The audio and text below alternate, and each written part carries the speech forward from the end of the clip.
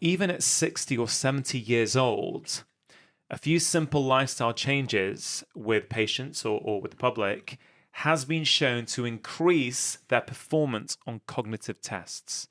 And I think that's really empowering for people when they think, oh, well, I didn't do this. I've had a stressful life. Yeah. Wait a minute. There are still things you can do. It's not too late. So let's go through what are some of the things that people can do. Let's do a 24-hour day. Consider skipping breakfast a couple of times a week. In neuroscience journals, and from what we know about the biology of it, that intermittent fasting, going 16 hours a couple of times a week without eating glucose, your liver will run out of its glucose reserves. It'll burn fat into these things called ketones. The brain is a hybrid vehicle. It's not all gas. It's not all electric. It likes both. And so if you have dinner at 8 and it's Monday evening, consider having your next meal be midday the next day. That's an easy way to get to 16 hours. It doesn't mean you're fasting for days and days. There is neuroscientific literature that intermittent fasting is good for attention and focus. I would consider taking 5 minutes to just breathe deeply like you're doing now. Just make deep breaths a couple of times a day, 3 times a day for 3 minutes. Make it easy. See how that works for you. Just the pause might be helpful. Now it's time to eat. The food you choose is important. And there's delicious food to eat that's actually good for your brain. And how do I know that? Well, we don't have a pill for Alzheimer's, but we do have the mind diet, which is essentially Mediterranean food that if you look at a group of thousands of people over a long period of time, they had less dementia. So now that you've figured out the cadence of eating, which is intermittent fasting, skipping breakfast a couple of days a week, now that you've brought in pre-lunch 3 minutes of just deep breathing, that's meditative breathing, choose plants, choose nuts, choose occasional fatty fish. The fatty fish has omega-3s, which is an essential component of your brain.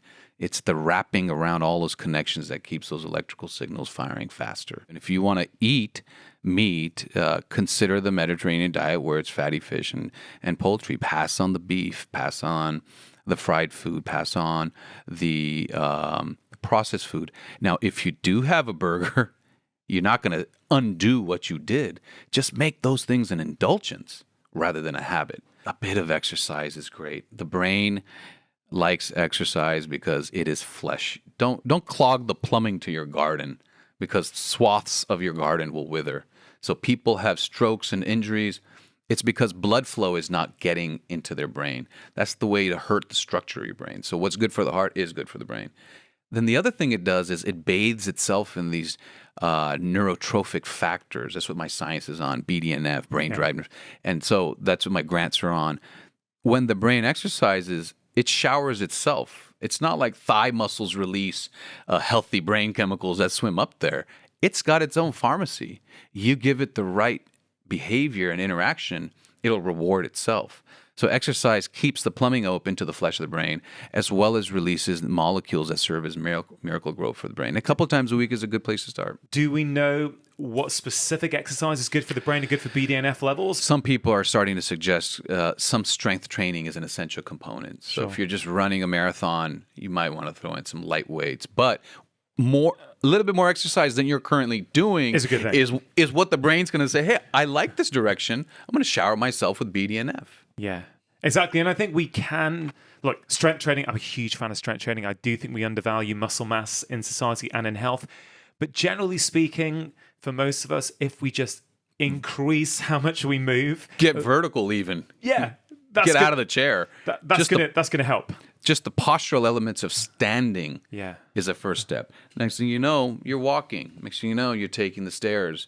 So these are simple things. These are free things. If you can, I like to read something completely unfamiliar. We've got a stack of old magazines. I just flip through, just new content for your mind. And I think since it's thinking flesh, and of course it likes blood, it likes to be irrigated. Of course it likes a certain kind of diet because of the components it needs. But it also wants to think. If you ask Usain Bolt, how do you get your thigh muscles stronger. So take some stairs. Well, how do you get your brain to be healthier? Think. And everybody's next level of thought and challenge is individual. We don't all have to do the same puzzles. We don't all have to have the same career, but get out of your comfort zone, if you will, just with the thoughts. So flip through something different on your phone, read something different on your phone, develop a new habit. I think that's important. And then for those of us who have creativity as an ambition, and I have the luxury of having creativity as an ambition because we're all wildly creative in our dreams. And people are finding that when you, on the transition from awake to asleep and from sleep to waking up, it's called hypnagogic and hypnopompic. There's actually those same alpha waves that we've been talking about just for 10, 20 minutes as you drift into sleep and your tasks are done. And Salvador Dali mentioned that. And like he uses sleep as a psychedelic tool for creativity to solve problems. It's not going to happen every time, but I like to look at my riddles at the end of the night and I have a notes app. And I write a few things and I wake up and I write a few things. That transition is like sort of a strange portal to your subconscious. And again, based on science, if you put some electrodes on a brain, at that time, you have those alpha waves that we talked about, awake, but focused and calm. And you also have these other waves, these delta waves that are light sleeping, early dreaming. It's the only time where you have both awake and asleep waves. And I've heard in one of your articles, I've read in one of your articles that you say, leave a pen next to your bed so that you can actually take advantage when those creative thoughts come just before bed or just when you wake up. You can actually just jot them down. That's incredible. You said learn new things. Yeah. How important can learning a new language be? Oh, it's an essential thing, and whether you get it right is actually secondary. It's the process of trying to learn. So language, music, the act of learning makes your brain say, I gotta pull from different pathways. I gotta get to different corners of my mind. It's actually an energy consuming activity. And that's what engages the greatest corners and recesses of your mind is to learn new things, particularly music, particularly languages, social interactions. We know these things. And now I'm just trying to give you a biological basis that brain's efficient if it wants to fall into its rut. And breaking the rut in a constructive way is going to be good for your brain globally as your mind, thoughts and emotions, as well as the flesh. That's one strong way to stave off dementia. Yeah, and that's very powerful, keeping your brain active, trying new things. And I think what you said was super empowering. It's not about whether you can actually master that language. It's not about whether you master playing the piano. Just the process of trying to, that's going to do all the groundwork and all the sort of heavy lifting in the brain, which is super empowering. What impact does music have on our brains? That we know. And there's actually somebody in San Francisco or somewhere else, he's putting musicians in fMRI scanners, and those scanners don't tell the whole story, but they do tell something new compared to just putting electrodes on somebody's head. Our brain flesh is electric. I think of it as a jellyfish. The tentacles are spraying chemicals and electricity.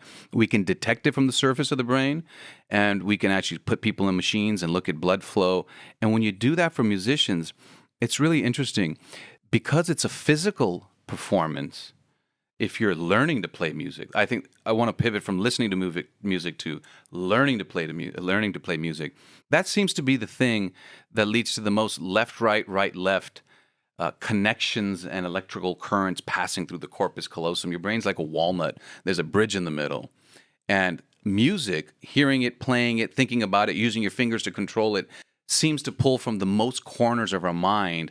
And I can't imagine that not being good for you because, as you know, with the brain, if you don't use it, you lose it. It will down-regulate. It will let wither certain corners of the brain if they're not actively engaged. So I think music, especially when you're a kid, learning to play music, has to be good for the brain. Our kids learning a new skill, whether it's a sport or a musical instrument, is likely to yield benefits. I think one of the reasons for me that might apply is because it often puts you into flow states. Very good. And I think for adults as well, when something's that, it's not too difficult that it's unachievable. It's a little bit harder that you have to concentrate. You access that flow state. I find those people who get into the flow state, and I think some people have, may not know what that means, and they may think that's kind of fluffy, but there is a measurement for that. So when you're awake, and resting and focus, those are alpha waves.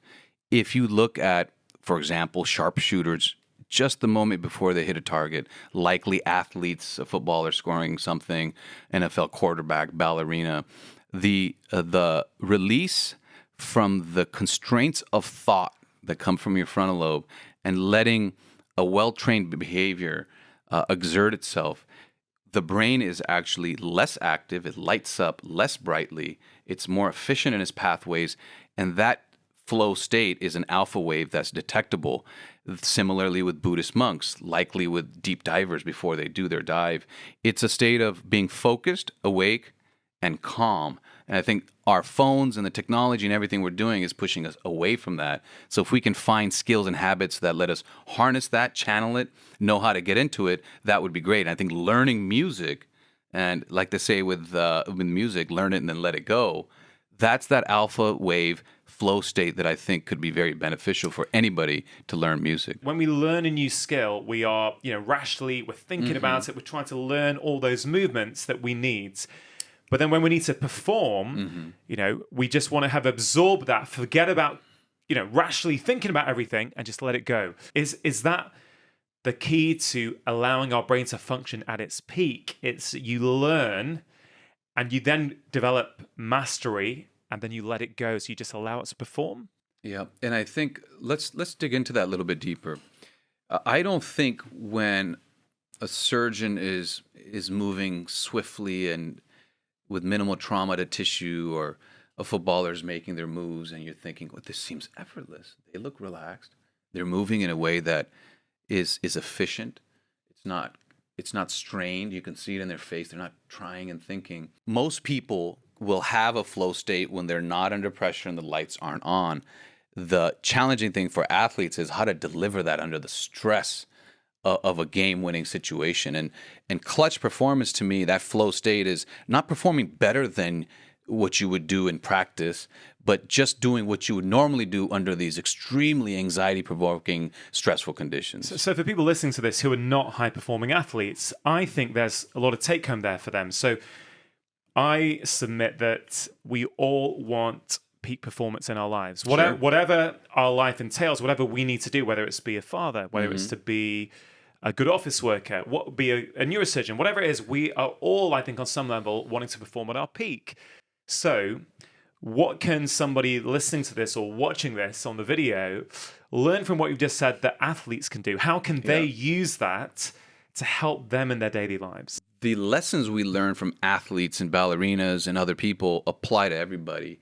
And so when we speak about what people can do when they're stressed out on an LA freeway, when they're about to go into a meeting with a boss and you're anticipating something not going well, when you're coming home and your relationship hasn't been good, the time-tested method and the one that we now know. See, I don't want to just tell you things without telling you how I know and why I have the privilege to be even asked that question. To me, it's meditative breathing. It's a very powerful way to quell that anxiety storm that those instinctive structures have done. I'm going to see my boss, and those subcortical structures are firing and they're unhappy, much like you'd see a snake or you're at the edge of a cliff. There's certain things that should be released in your body, but those have been repurposed in a negative, destructive way where we feel that at work, we feel that at home, we feel that when we look at certain social media. How do we tamp that down? Just like we would slowly walk away from a fear of heights, how do we walk away from just the general anxiety that's filled our life during the day? And I deeply believe, and particularly now because there's hardcore data, and I'll go into this a little bit, is meditative breathing. I don't know what mindfulness is. I don't know what your mind is thinking, or my mind is thinking, or your mind is thinking. But I know that the brain is connected to the lungs and the heart through this thing called a wandering nerve. It comes down. And that the brain can send signals down to your heart, and Buddhist monks can slow down their heartbeat. I know when I put a little coil on there for people with epilepsy, kids with epilepsy, a vagal nerve stimulator, and we send electricity, the electricity can actually go upward into your brain and quell epilepsy. Epilepsy seizures are an aberrant electrical activity of your brain. Think of it as an arrhythmia of your heart is epilepsy of the brain. It's called a vagal nerve stimulator. It's been around for a while. This is something you can look up right now. We put electrical coil on this nerve, and it calms electricity. It's not even in the brain. But meditative breathing, deep breathing, in a count of 4 to go in, a count of 3, 2, 1 to hold, and a slow release. If you do that just a little bit before you engage in that next stress-provoking task, it too works like a vagal nerve stimulator without us having to do a little surgery to calm the electricity in your brain. And you're saying, well, okay, that sounds, where did you get that? Well, we know, meditation's been going on for a long time. We've seen Buddhist monks do certain things, and others, deep divers are a great example of that.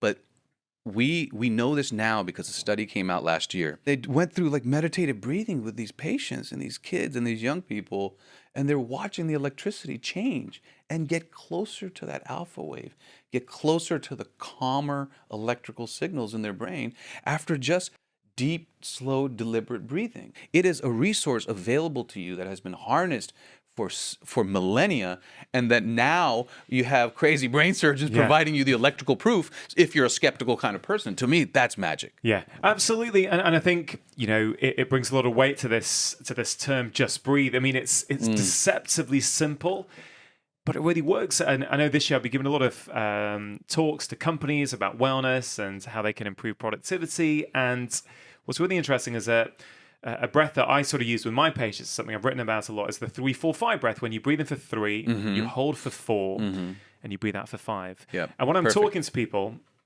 a group, I'll often will collectively do just one of those breaths together, which takes about 10 or 12 seconds. Yeah. And I ask people straight away, how do you feel? Can you feel a difference just on one breath? And about 80% of people put their hand up. And that's just one breath. You do that a few times. As I say to them, 5 of those 3-4-5 breaths takes 1 minute. You will put your body in a different state because breathing is like information for your body and it's responding. So it's interesting that, you as a neurosurgeon before a big operation will use breathing. Yeah. Thank you for that. And thank you for allowing people to find things about themselves that can help themselves, because that in itself is power also.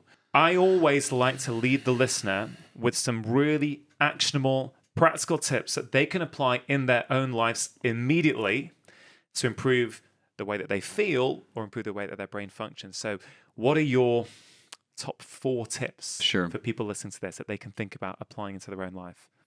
One would be get vertical. That's the most essential thing. When I see our patients who can come out of a bed and stand, they grow. You can see a withering flower come back to life if they can get vertical. Standing and moving is very important for you. Wherever you're at, just do a little bit more. 2, make subtle but important changes in your diet. Get rid of the red meat and fried food. Add in some more of the Mediterranean diet. You're still going to enjoy what you're eating. You can have a glass of wine, salmon, red wine, yogurt, fruit. It's not a tough thing. It's just changing the direction of what you're eating.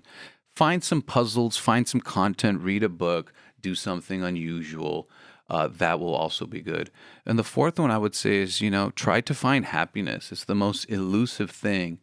But we also know that people who have mental health issues or people who are depressed, their brains start to change. They are brain injured from the way they are thinking. So if it's within your power to be happier, to pursue relationships and crafts that make you happy, that will probably be the best thing for your brain. Really hope you enjoyed that conversation. Please do think about one thing that you can take and apply into your life. Inspiration is not enough. You need to take action. If you did enjoy that, please do press subscribe, hit that notification bell, and why not check out this conversation that I picked out that acts as the perfect follow-up.